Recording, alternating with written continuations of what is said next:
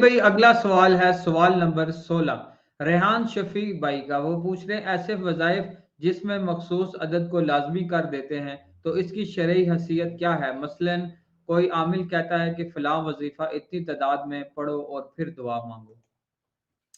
دیکھیں پہلے تو آپ اس کی ڈاکٹرن کو سمجھیں.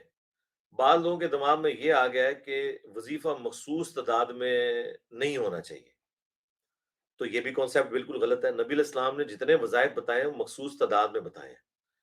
بخاری مسلم حدیث ہے، سیدہ عائشہ کہتی ہیں سلام اللہ علیہا کہ نبی علیہ السلام نے فرمایا کہ اللہ تعالیٰ کو وہ عمل پسندیدہ ہے جو تھوڑی تعداد میں ہو لیکن مسلسل ہو، بنسبت اس عمل کے جو زیادہ ہو لیکن غیر مستقل ہو. یعنی ایک بندہ ایک دن 100 دفعہ دروشی پڑھتا ہے، اگلے دن 1000 پڑھتا ہے، اور اس سے اگلے دن صرف 10 دفعہ پڑھتا ہے، اس کی بجائے روزانہ ہی 100 دفعہ پڑھے، تو یہ اللہ تعالیٰ کو پسندیدہ ہے.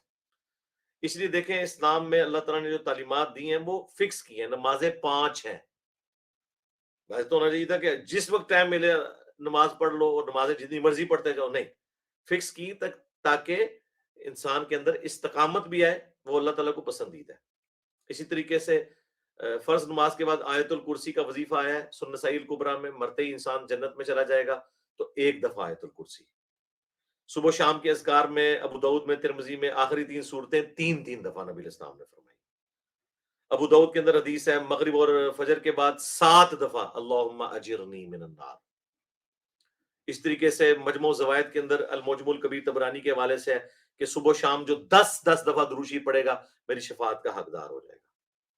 اسی طریقے سے بخاری مسلم میں تسبیحات فاطمہ ہے جو فرض نماز کے بعد 33 دفعہ سبحان اللہ، 33 دفعہ الحمدللہ اور 34 دفعہ اللہ اکبر.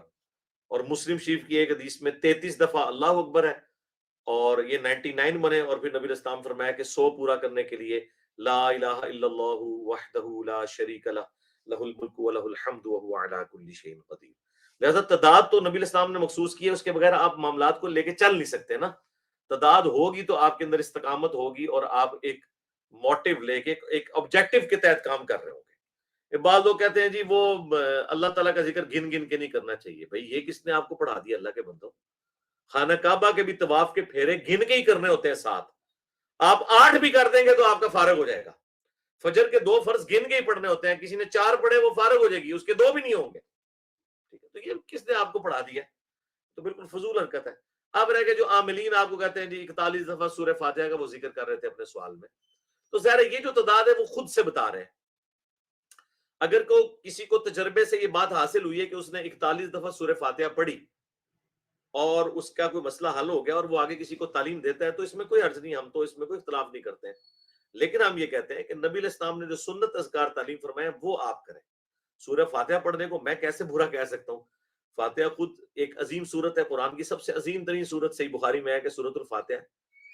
ایک بندہ آپ کو کہتا ہے جی آپ سورۃ الاخلاص 100 دفعہ روزانہ پڑھیں آپ کا یہ مسئلہ حل ہو جائے گا، تو میں کیسے سورہ اخلاص کو غلط کہہ سکتا ہوں؟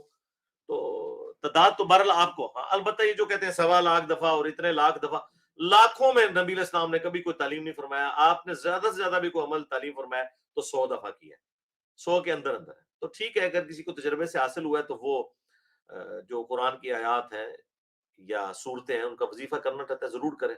لیکن یا شیخ عبد القادر جنانی یا فلانے بابے فلانے یہ نہ ہو تو آپ وہ کریں، اس میں تو کوئی ایسا مسئلہ نہیں. نیکسٹ.